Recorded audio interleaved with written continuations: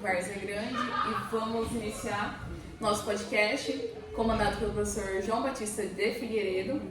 E vamos dar início aqui com as alunas Crislane, Cláudia Maciel, Franciele Renata, Lohane Inês, Mariana e o professor Wesley, que irá se apresentar. Bom dia a todos, bom dia a todas. Bom, meu nome completo é Wesley Luiz de Souza. Eu sou docente lotado no IFMT Campus Cuiabá, que está em Jorge da Silva. Sou formado em Física, fiz licenciatura em Física pela Universidade Federal de Mato Grosso. Depois que eu terminei a minha licenciatura, eu fiz mestrado também em Física pela UFMT, né, pela Universidade Federal de Mato Grosso. Aí, nesse tempo que eu estava finalizando meu mestrado, eu passei no concurso público do Instituto Federal do Campus de São Vicente, em 2010. Concluí o meu mestrado e em 2012 houve um outro concurso aqui para o campus de Cuiabá. Fiz o concurso, passei e aí eu tomei posse aqui no campus de Cuiabá, no ano de 2012. Então até lá já são mais ou menos aí 11 anos, né? 11 anos que eu estou ministrando aula ali de Física, na área de Física. Sou lotado no DABC, a gente chama de Departamento da Área de Base Comum, que congrega todas as disciplinas básicas dos cursos médio e também dos cursos superiores. E em 2016 eu comecei o doutorado em Física, também pela Universidade Federal de Mato Grosso. Foi bastante perrengue aí para concluir ele, mas aí veio a pandemia, houve toda aquela dificuldade, mas graças a Deus em 2022 eu fiz a defesa do meu doutorado. Então, a minha titulação hoje é doutor em Física. E gosto muito da licenciatura em Física. Eu vejo que é uma área que abre bastante a mente, né? Desde que você não concentre a sua aula somente do aluno ter questão de aquela disciplina só de fórmulas, equações, não. É de você observar a natureza e ver como que a natureza se comporta e, principalmente, o estudo da física, ele vem trazer o seguinte: como que eu posso aplicar isso para trazer benefício para a sociedade? Em tudo. Na questão tecnológica, na questão até psicológica, na questão econômica, tudo. Então a física ela vem contribuir em todas essas áreas, a gente entender os fenômenos e tudo que nós fazemos hoje envolve física. Então, por exemplo, a gente está gravando esse podcast aqui. Tem um celular, tem uma televisão, tem um gravador. Então tudo isso tem um conceito físico por trás que foi estudado, compreendido e aplicado. Tá? Então eu espero que eu venha contribuir com vocês aqui no assunto que a gente vai tratar aqui. Tá? E aí a gente pode agregar mais conhecimento.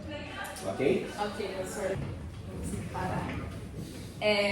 Dando continuidade no professor do nosso podcast, nós vamos dar ênfase no conteúdo de energia cinética, que cinética significa do grego movimento, que é a energia do corpo, né? É qualquer corpo que realiza um movimento, tanto ele, quando ele está parado, ele não exerce esse movimento e ele é capaz de realizar trabalho, portanto, possui energia, que nesse caso é chamado de cinética. A gente vai dar continuidade, iniciando com a primeira pergunta, que é: qual a diferença entre, na prática, de energia cinética e da energia potencial? Então, geralmente o conteúdo de energia é trabalhado no primeiro ano, porque o conteúdo do primeiro ano envolve mecânica, né? Mecânica é o estudo do movimento de forma geral. Você estuda propriamente o movimento, né? O que é estudar o movimento? É você determinar a posição, velocidade, aceleração, deslocamento desse corpo. E depois tem a outra parte, que é a parte das causas desse movimento. E dentro das causas desse movimento a gente estuda o aspecto da energia, né? Então, como você disse, a energia cinética é a energia associada ao movimento de um objeto. Então, um corpo possui energia cinética se ele estiver em movimento.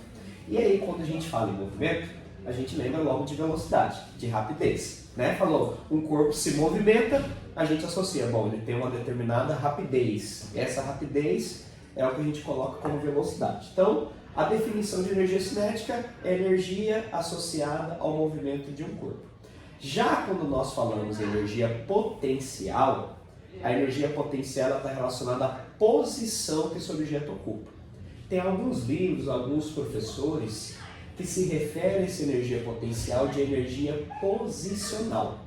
Por que o nome posicional? Porque ela está relacionada justamente à posição que ele ocupa.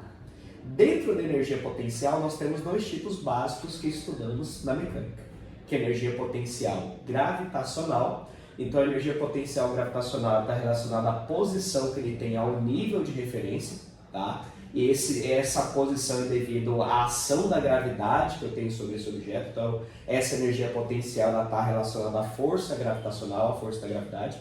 E temos outra forma de energia potencial, que é a energia potencial elástica. A energia potencial elástica é quando você pega um objeto e deforma ele. Por exemplo, o modelo que nós utilizamos na física é uma mola. Então, você pega uma mola, você estica essa mola ou você comprime essa mola. Então, o ato de você esticar ou comprimir, você está deformando esse objeto. Devido a essa deformação, ele vai possuir uma energia associada a essa deformação. Essa energia a gente chama de energia potencial elástica, tá? Então, qual que é a diferença na prática? A energia cinética, o corpo tem se ele estiver em movimento. Então, se o corpo estiver parado, não tem energia cinética. E a energia cinética está relacionada com velocidade, unicamente. Você tem a velocidade. Então, a equação que a gente utiliza para energia cinética é você tem o fator meio vezes a massa que esse objeto possui vezes o quadrado da velocidade dele. Então, você conhecendo a massa e a velocidade que ele possui, você consegue determinar qual é a energia cinética que ele tem. A energia potencial depende da posição que ele ocupa. Então, diferentemente da energia cinética, ela depende da posição. E para aquela mesma posição, você pode ter diferentes valores de energia potencial, por exemplo, a gravitacional. Se a gente pega um objeto a uma determinada altura, por exemplo, 1 metro de altura, mas esse 1 metro de altura você determinou em relação a algum nível. Porque esse objeto ele pode estar 1 metro em relação ao nível, ele pode estar meio metro em relação ao outro, ele pode estar 25 centímetros em relação ao outro. Então, quando você fala qual é a energia potencial gravitacional de um objeto, em relação a qual posição que você quer? Em relação ao metro do nível, a energia potencial gravitacional vai ser X. Em relação a outro nível, vai ser Y. Então a diferença na prática está isso. Só que também elas estão relacionadas. Por exemplo, quando você tem o ato de um objeto estar caindo, um objeto em determinado momento é largado e ele começa a ter um movimento de queda. Então o que acontece? No movimento de queda, o que nós observamos? Que a velocidade dele vai aumentando conforme ele vai caindo, correto? Então vamos lá, se está aumentando a velocidade, significa que ele está tendo mais energia cinética, certo? Porque quanto maior a velocidade, mais movimento, mais energia cinética ele possui. E aí a gente tem um princípio da energia, que a energia não se perde nem se cria, ela se transforma. Então se a energia cinética está aumentando, então significa que naquela posição de onde ele foi largado, ele já possuiu energia ali. Então o que está acontecendo? Aquela energia que ele possuía ali, conforme esse objeto vai caindo, ele vai sendo transformada em energia cinética. Então a gente diz que naquela posição eu tenho uma energia, que é a energia potencial gravitacional. Existem outras formas de energia potencial também, por exemplo, energia potencial elétrica, que é quando você tem a posição de um corpo sujeito a um campo elétrico que tem naquela região. Então a diferença prática é essa. Para ter energia cinética, tem que ocorrer movimento. Para ter energia potencial, é associado à posição. Não precisa necessariamente ele estar em movimento, ele pode estar em repouso, mas eu tenho que naquela posição eu tenho energia potencial, que ela pode ser transformada em outra forma de energia. No caso, por exemplo, a energia cinética, quando esse objeto cai daquela posição. Basicamente isso.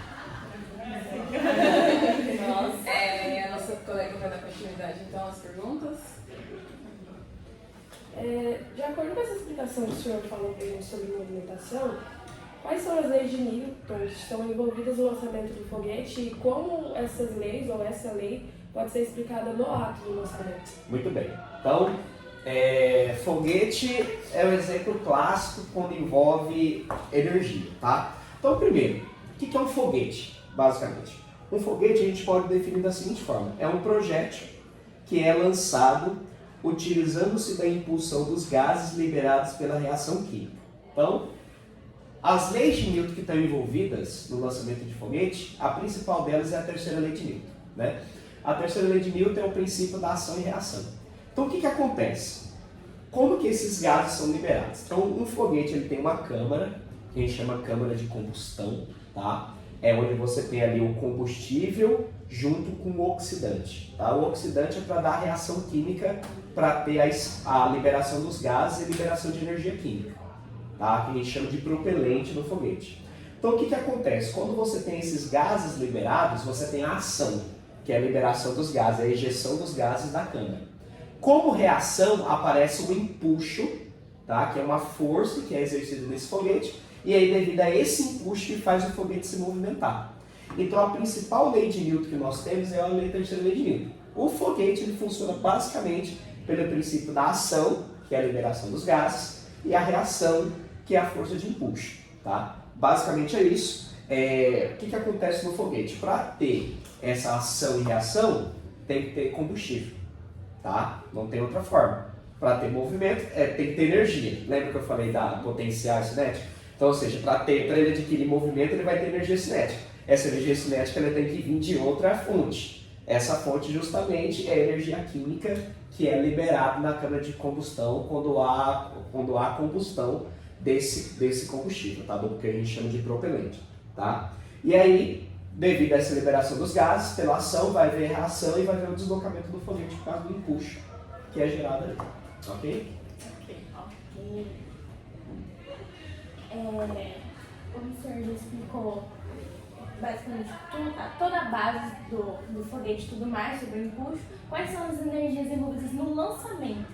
Quando sai da terrestre, vai para a atmosfera, quais são envolvidas no lançamento do foguete e como elas são formadas? Então vamos lá. Então basicamente no lançamento de um foguete a gente tem duas formas de energia.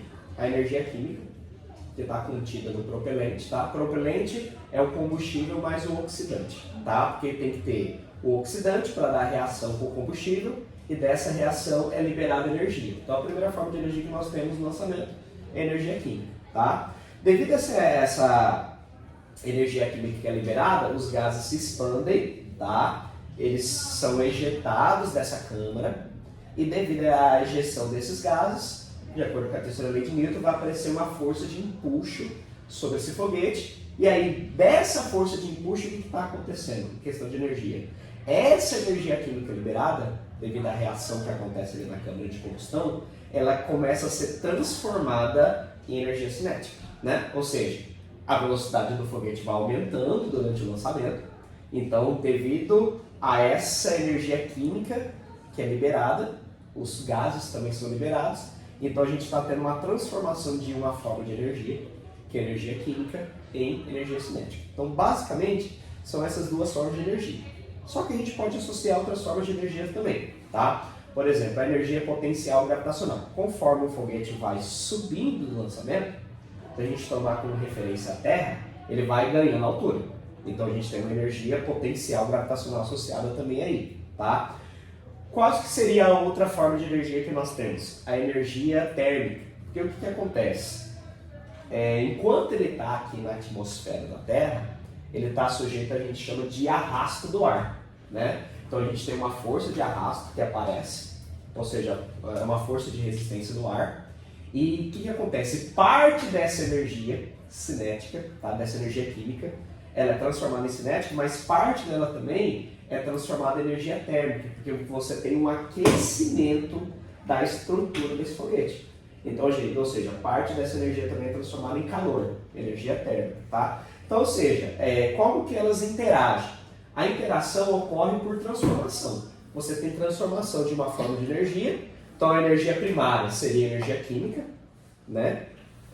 Parte dessa energia é transformada em energia cinética, que é a maior parte, na verdade, porque senão o seu foguete não teria eficiência nenhuma, né? Não teria um ganho de velocidade considerável para escapar dessa atmosfera no lançamento.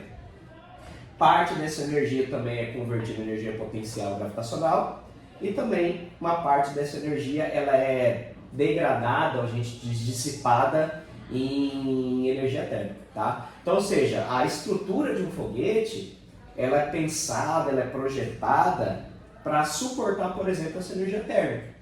Porque se a sua estrutura aquece bastante, você tem que ser um material que seja resistente a esse aquecimento, para não danificar a estrutura, muitas vezes ela não fundir, né? Lembrando que fusão, quando você passa do estado líquido do estado sólido para o líquido, no caso. Então, ou seja, você não quer que a estrutura do seu foguete derreta. Então, ou seja, quando a gente fala em energia, a engenharia, né, aeroespacial que é envolvida é muito grande. Porque um defeito, uma porca, um parafuso, qualquer coisinha ali que você não fazer para suportar, você pode danificar. Por exemplo, em 87, se eu não me engano, tá? Não recordo bem a data aqui, teve uma missão espacial que quando eles estavam retornando para a Terra, e aí você tem a entrada na atmosfera e consequentemente você tem esse atrito com o ar que vai aquecendo, teve uma nave espacial, eu esqueci qual Apollo que foi, Columbia. Ele infelizmente explodiu e aí isso veio a óbito 12 astronautas, 6 ou 12, né? Foi em 87, inclusive depois disso a NASA, que é a maior agência aeroespacial do mundo hoje, né? Ela abortou missões tripuladas por causa disso aí, aí foram fazer investigação. E quando foram fazer a investigação, verificou que era uma parte da estrutura que não foi projetada para aquele aquecimento que estava. E devido a isso aí, infelizmente, muitos astronautas, gênios, né, pessoas gabaritadas para aquele tipo de missão, infelizmente perderam a vida. Então, assim, as energias envolvidas são essas e toda a engenharia aeroespacial, o projeto, né, envolvido na construção de um foguete, pensando nisso, nessas formas de energias que são envolvidas ali. Tá? Professor, sobre o lançamento, essas energias, então elas se interagem de forma que a cada tempo que vai passando, tanto no lançamento quanto na volta de um foguete, igual o senhor explicou, elas vão se transformando e o foguete ele pode, no caso, adquirir todos esses tipos de energia durante o seu lançamento, por exemplo? Sim, exatamente. Essa interação é assim, a gente tem uma conversão, uma transformação de uma forma de energia em outra continuamente. Então, ou seja, desde o momento que você tem o lançamento do foguete, então, por exemplo, qual a energia que você tem antes do lançamento? Só a energia química, né? A energia química é liberada quando ocorre a combustão, é a energia que tem, né? Aí, conforme ele vai subindo, certo? Então você vai tendo energia cinética já, né? Está se movimentando, tem energia cinética. Então ali já está ocorrendo transformações de energia cinética, de energia química, perdão, em energia cinética. Conforme vai subindo, também ele vai, se a gente pegar a Terra, ele vai tendo energia potencial gravitacional e também parte dessa energia é dissipada em energia térmica. Ele vai aquecendo a estrutura. Então a interação é isso aí, você tem continuamente uma forma de energia sendo transformada em outra. Esse é o processo. E aí o outro que o senhor falou que esses oxidante. Isso, eles estão misturados. Uhum. Não tem, quando você pega dois elementos e se juntam, muitas vezes ele dá uma combustão, é isso que acontece, né? A gente chama de propelente. Propelente é essa combinação, tá? Tem os que chamam oxidante, tem os que chamam comburente. Porque, por exemplo, comburente e oxidante é a mesma coisa, tá? Então tá bom, eu falo com você, tá? Eu vou falar. Tem combustível e comburente, é oxidante, mesma coisa, tá? Você já fala comburente? Comburente é.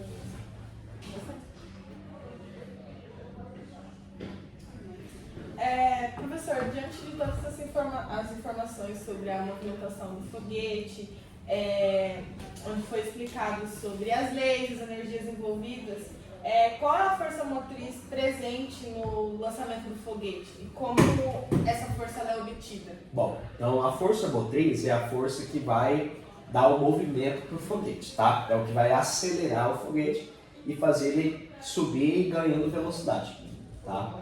Porque para ele muitas vezes escapar da atmosfera e da órbita da Terra tem que ter uma velocidade mínima, tá? A gente chama de velocidade de escape. Essa velocidade de escape é em torno de 11 km por segundo. Então você precisa de uma força motriz grande, tá? E isso requer muito propelente, tá? Muito combustível mesmo, tá? Então essa força motriz no lançamento do foguete a gente chama de força de empuxo. Essa força de empuxo que vai dar a motricidade para o foguete, que vai fazer o foguete ser acelerado no lançamento, tá? Como que essa força é obtida? Já foi comentado, é a liberação dos gases. Você tem a câmara de combustão, você tem a injeção do propelente ali, você tem a queima desse propelente. Nessa queima você tem liberação de gases, né? E aí você tem o bocal, né, que é aquela parte de baixo que a gente vê no foguete. Os gases são expelidos por lá, por esse bocal. E aí, por conta da terceira lei de Newton, a gente vai verificar que aparece uma força motriz devido a essa liberação dos gases, tá? Essa força motriz a gente chama de força de empuxo. A intensidade dessa força, tá? Quando a gente fala intensidade, é o módulo, o valor dessa força. Vai depender do quê? Vai depender de dois fatores. Vai depender da quantidade de massa, da taxa de massa, tá? E a velocidade com que esse gás é expelido da câmara de combustão. Então, ou seja, se a gente for para o lado matemático, né?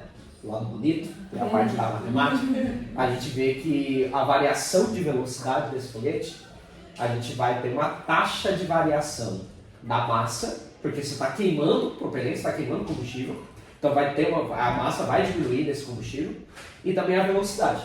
Então, o projeto, quando você vai construir uma câmara de combustão, ele é testado tudo isso, porque você tem que ter esse controle de quanto de massa que está sendo queimada, né, está sendo consumida, e qual é a velocidade que está sendo. Porque se você tem uma velocidade muito baixa, você vai ter uma força motriz pequena. Se você tem uma velocidade muito alta, você tem uma força motriz grande, só que tem um problema. Se você tem uma velocidade muito grande, muitas vezes a sua câmara não vai suportar a pressão que é exercida pelo combustível ali. Porque inclusive é essa pressão que é gerada dentro da câmara que vai fazer essa força motriz ser obtida, porque você tem a pressão externa e a pressão interna. Existe uma diferença de pressão dentro e fora da câmara. Fora da câmara eu tenho uma pressão menor, dentro da câmara eu tenho uma pressão maior. Então essa diferença de pressão vai fazer com que surja essa força de empuxo do foguete, tá? E aí depende, então, ou seja, você tem que ter todo um controle, tá? Tanto da massa que é queimada, né, que devido à combustão, quanto essa velocidade de ejeção dos gases. E a título de curiosidade, falando em questão de massa, geralmente a maior parte da massa de um combustível é do propelente. Não é a estrutura. Você vê toda aquela estrutura lá gigantesca, mas acho que uns 75, 80% do foguete é combustível, tá? Por isso que muitas vezes quando você vê o foguete, você vê que o foguete não é lançado e chega até o destino final com toda a estrutura. Já repararam isso? Existe, a gente chama de estágios. Você tem a queima do propelente no primeiro estágio, queimou todo o propelente, aquela parte da estrutura é morta. Ela é descartada. Por quê? Quanto menor massa, mais fácil você acelerar o objeto. Segunda lei de Newton. Resultantes das forças, massa e aceleração. Menor massa, com a mesma força, você produz uma maior aceleração. Você descarta aquela estrutura. O seu foguete vai ter uma menor massa, ele é mais fácil de ser acelerado. Aí tem o segundo estágio. Queima o combustível que está ali, descarta. Terceiro estágio, queima e está ali. Então, por exemplo, o lançamento de um satélite. Um satélite que está carregando, o foguete está carregando o satélite para colocar ele em órbita. O satélite ele fica lá na pontinha do foguete, na parte mais alta. Aí conforme ele vai subindo, aquela parte que não tem mais combustível é descartada, só fica aquela parte lá. Aí quando chegar naquele último estágio, ele já vai estar na velocidade exata para colocar aquele satélite em órbita, porque a gente sabe que para um satélite ficar em órbita em torno da Terra, tem uma altura e tem uma velocidade que ele tem que estar. Não pode ser maior e não pode ser menor, porque se for menor, ele vai fazer uma órbita, só que por causa da força centrípeta ele vai cair na Terra. Se for maior, o que vai acontecer? Ele vai escapar da atração gravitacional terrestre e vai vagar aí pelo espaço, né? Então tem isso aí, mas a força motriz é a força de empuxo, e essa força é obtida justamente com essa queima e ejeção dos gases ali na câmara de combustão. Tá? Professor, o senhor citou o projeto do professor Douglas de lançamento de foguete, das Olimpíadas e tudo mais. Essa força motriz, ela existe dentro daquele... Não existe. Força não existe. O que existe ali é energia. Tem uma energia que está ali presente, né? Que está armazenada ali. Na liberação desses gases, sim. Aí, essa força, ela é gerada por conta da liberação desses gases. Então, enquanto não for liberado, não tem força. Tá? Então, na liberação dos gases, eu tenho a reação. A reação é o surgimento, né, obtido dessa força aí. O corpo não tem força. Porque quando a gente fala em força, é interação. Força tem que existir interação entre dois corpos. Né? Então, ou seja, para ter força tem que ter interação. Então, você tem a interação dos gases com a estrutura do foguete, devido a essa interação que surge essa força, o resultado dessa liberação que aparece a força, tá? Que é obtida a força. Oi. O senhor falou da energia e falou da força. E pelo que o senhor falou, no mesmo local onde tem energia tem a força. No foguete, você tem lá o local. Tanto a energia como a força para o lançamento ele dá certo, eles têm que ter a mesma intensidade ou cada uma tem a sua intensidade? Não, força e energia são conceitos diferentes, tá? O que acontece? Quando você tem energia, tá? Você consegue fazer com que surja uma força, devido a essa liberação. Tem como você fazer uma relação entre as duas, tá? Para você ter uma maior força, você tem uma maior aceleração. Se você tem maior aceleração, você tem um ganho de velocidade maior. Certo? Porque a aceleração é quanta velocidade está mudando no tempo. E aí, se você tem mais velocidade, você tem mais energia. Então, uma coisa leva a outra. Tá? Uma coisa culmina em outra. Você tem uma maior força de empuxo, você promove uma maior aceleração do seu foguete no lançamento. Você tendo uma maior aceleração, você tem um ganho maior de velocidade. E esse ganho maior de velocidade resulta em quê? Numa energia cinética maior que aquele foguete vai ter durante o lançamento. Tá? Tá. No foguete é usado muito combustível, né? Exato. Como o senhor disse mesmo. E quais são os tipos de combustível que é usado no foguete? Então tá. Então nós temos lá o propelente, né? Então o propelente seria a combinação do combustível com o comburente, que é também chamado de oxidante. Então a combinação desses dois é denominada de propelente do foguete. Tá? Então quando você tem a câmera lá, você tem a combustão, você tem a liberação de energia química, como a gente já falou, devido a essa liberação de energia química e o gás é expelido, você tem o movimento do foguete. Tá? Os tipos de propelente que existem são dois tipos básicos: o propelente líquido e o propelente sólido. Tá? Então, quando você tem o projeto de um foguete, os motores eles podem serem a propulsão do foguete, que a gente diz, ele pode ser por propelente líquido somente, pode ser somente por propelente sólido, ou você pode ter os dois, tá? Você pode ter um motor a propelente líquido e motores laterais ou auxiliares de outro propelente. A gente chama isso de propulsão por propelente híbrido. Então você tem tanto líquido como sólido. Tá? Então basicamente são esses dois tipos: combustível líquido e combustível sólido. Tá? Qual que é a diferença dos dois? A diferença está na questão do controle, que ele é injetado dentro da câmara de combustão, tá?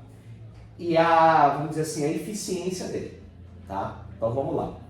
O combustível sólido, ele promove mais empuxo para o foguete. Lembrando que empuxo é a motricidade, é a força motriz que movimenta o foguete. Então o combustível sólido, ele promove mais empuxo, com menor quantidade de combustível.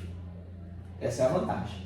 Qual é a desvantagem? Ele é mais difícil de ser controlado, de quando você vai injetar esse propelente na câmara para ele ser queimado.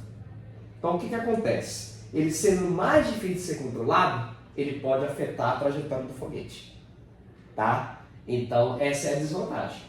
É mais difícil de ser controlado, isso pode afetar a trajetória e você pode comprometer todo o objetivo da missão que você fez no lançamento daquele foguete, mas ele promove mais empuxo.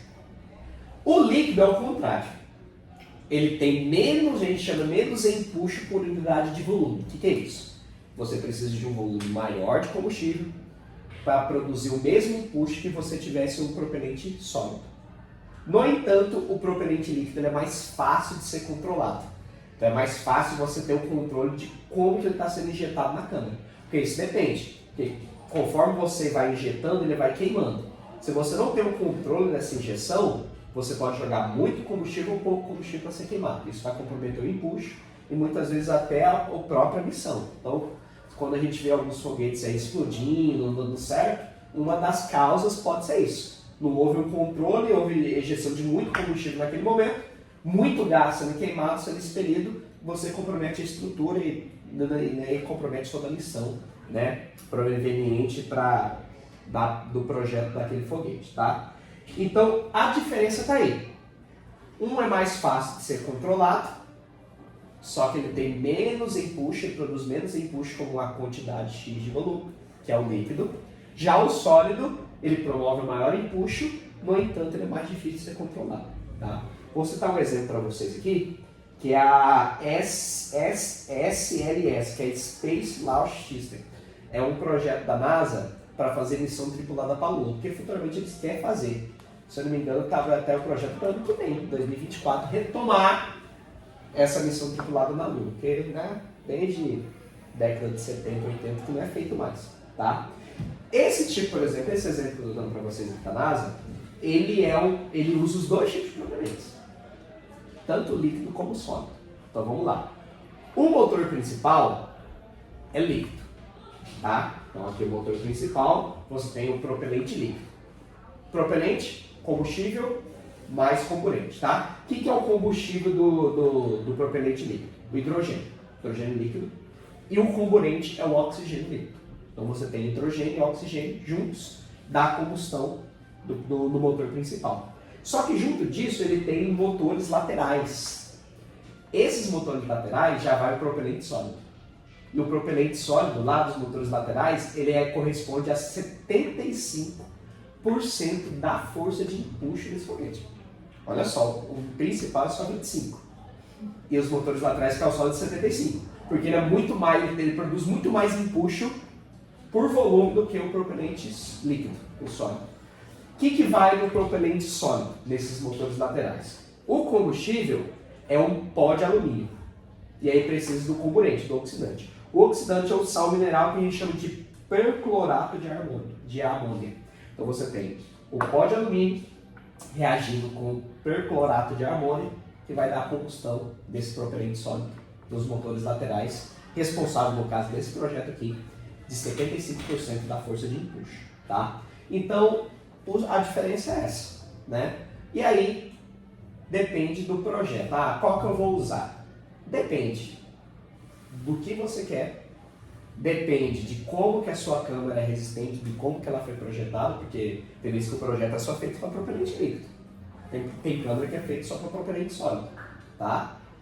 Mas eu acredito, né, que a maior parte é híbrido mesmo, porque você tendo os dois, você tem mais combustível, mais massa, mais empuxo para ser feito para fazer o lançamento do foguete. Tá? Esse material que forma o propelente, ele é calculado uma quantidade que dê para a viagem inteira. Correto. O que acontece se houver algum erro de cálculo e não dá?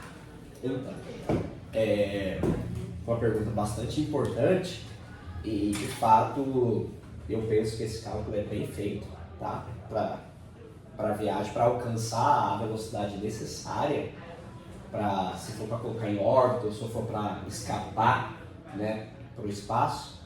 Mas se houver um erro de cálculo, nesse caso, e não tiver propelente suficiente, o que vai acontecer? O propelente é o responsável para dar o empuxo, para ter a força motriz do foguete.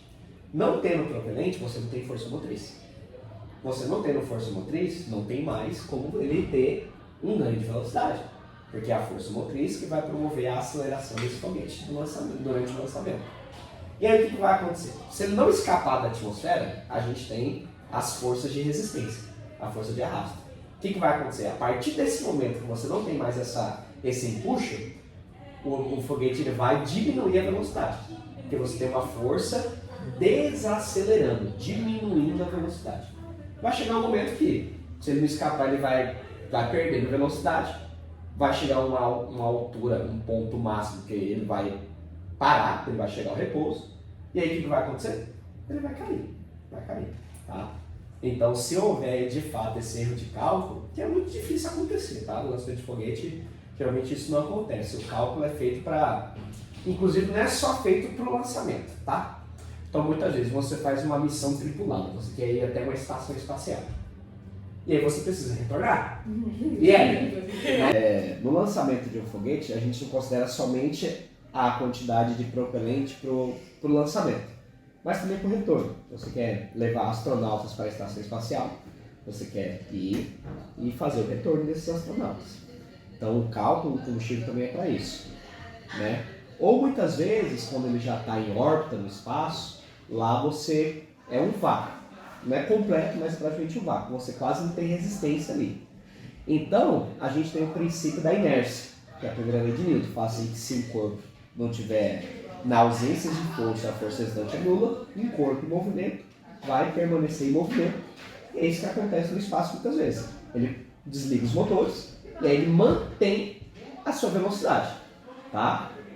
Só que aí também, muitas vezes não é totalmente assim, porque você pode ter a atração gravitacional de outros corpos celestes que tem ali, isso pode influenciar na trajetória e tal. Mas muitas vezes, se você precisa desacelerar esse foguete no espaço, você tem que ter uma força contrária para estar desacelerando. E aí muitas vezes você tem esses motores auxiliares para produzir, só que é uma força muito menor que a força de empuxo, tá? Porque ele tem muito menos massa do que ele tinha no início do lançamento, tá? Então, assim, o cálculo da quantidade de propelente é feito para isso, tá? Se for só para ir, se for para ter um retorno também tem que ser calculado, porque senão aí você vai ter um problema sério com relação a isso, tá? Para finalizar o nosso podcast, eu queria fazer uma última pergunta. Como a física ela impacta no geral na energia de movimento? Então, a física é o estudo dos fenômenos da natureza, né? Então, o assunto que foi tratado aqui foi energia cinética, que a energia que é associada ao movimento de um corpo. Então, a gente vê que o movimento de um foguete, que foi o tema que foi tratado aqui, ele precisa de energia para ter esse movimento. A gente vê que a energia primária é a energia química, né? Então, o que a física impacta nisso? De entender como que se dá essas formas de energia e como que se dá essa transformação. Como que eu consigo ter uma transformação de uma forma de energia em outra com a maior eficiência possível? Porque o foguete é isso, você tem que ter uma máxima eficiência, né? Por quê? Custa dinheiro. Para você fazer um projeto de foguete é de milhões de dólares. E assim, se você tem uma parte que compromete isso, você pode perder todo aquele investimento, tá? Então a física ela impacta nesse sentido, de contribuir, de entender como que se dá essas relações entre as energias, como que se dá essas transformações e como que eu posso fazer para ter essa transformação de uma energia em outra, né, que ocorre ali no motor, na câmara de combustão, com a máxima eficiência.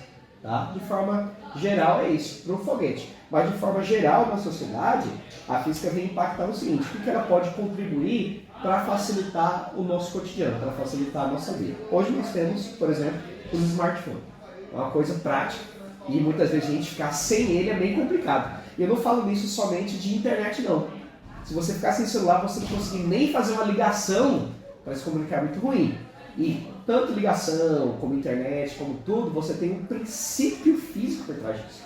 Então a física vem impactar não somente no foguete, mas em tudo. Tá? Então, foi isso, né? Nossa apresentação, nosso podcast. Nós agradecemos a presença do professor Wesley. Muito obrigada de verdade, professor, por aceitar, que não foi fácil.